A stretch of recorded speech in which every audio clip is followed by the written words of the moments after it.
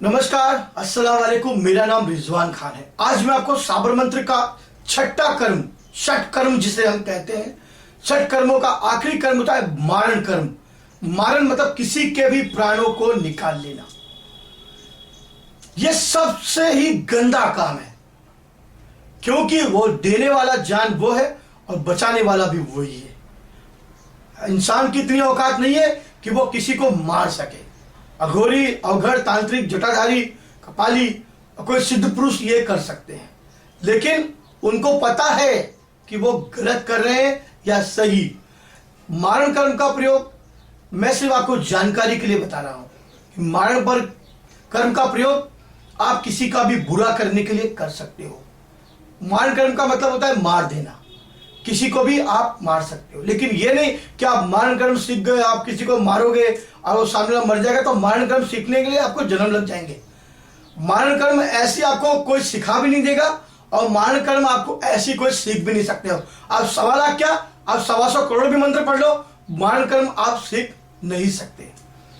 किताबों में बहुत देखने को मिलेगा। ये प्रयोग है, रात को बैठो शमशान के कोयले पे, चिता पर, इस पर, उस पर करके देख लो, कुछ होने वाला नहीं है। सिर्फ किताबों में लिखी हुई अफवाहें हैं, बातें हैं, आपका ध्यान भटकाने के लिए है। कई तरह के वीडियोस, आपको कई तरह के बुक्स, आपको कई तरह की चीजें देखने को, ज्ञान के लिए ठीक है, पढ़ो पढ़ो, भूल जाओ। बुरा तुम सोचोगे, तुम्हारा बुरा खुद हो जाएगा। जो व्यक्ति दूसरों के लिए खड्डा खोदता है वो उसमें आकर गिरता जरूर है। इसलिए कोशिश करो कि मारण प्रयोग सिर्फ आप जानकारी के लिए रखो, पर किसी का बुरा करने के हिसाब से मारण कर्म सीख रहे हो तो भूल जाओ। आप सर से लेकर एड़ी चोटी तक जोर लगा लो, वो आपको सिद्ध नहीं होगा, क्योंकि बिना गुरु के ज्ञान नहीं, और बिना गुरु के आप मारण सिद्ध कर ही नहीं सकते, क्योंकि मारण शमशानी क्रिया है और मारण को सिद्ध करने के बाद आप वाकई में तकलीफ दे सकते हो सामने वाले को। लेकिन मैंने कहा ना, कुदरत के खिलाफ मत जाना, क्योंकि वो बैठा है, वो देख रहा है। और वो कोशिश ये करिए कि अपने मन को साफ रखिए। मन चंगा तो हर तरफ गंगा। आप मन को साफ रखिए, सब रास्ते आपके अपने आप छोड़ दो उसको, सामने दुश्मन को। अगर आपको दुश्मन तकलीफ दे रहा, अगर सामने वाला आपको तकलीफ दे रहा है, आपका नुकसान कर रहा है, आपने भी मन में सोच लिया कि मैं भी उसको तकलीफ दूंगा, उल्टा जादू करूंगा, तो आप में और उसमें कोई फर्क नहीं है। आप में उसमें कोई फर्क नहीं है। आपने सीख के उसका बुरा किया, उसने किसी और को पैसे देके करवाया या कहीं से करवा, तो आप में उसमें कोई फर्क नहीं है। तो ऊपर वाले की नजरों में आप एक समान हो।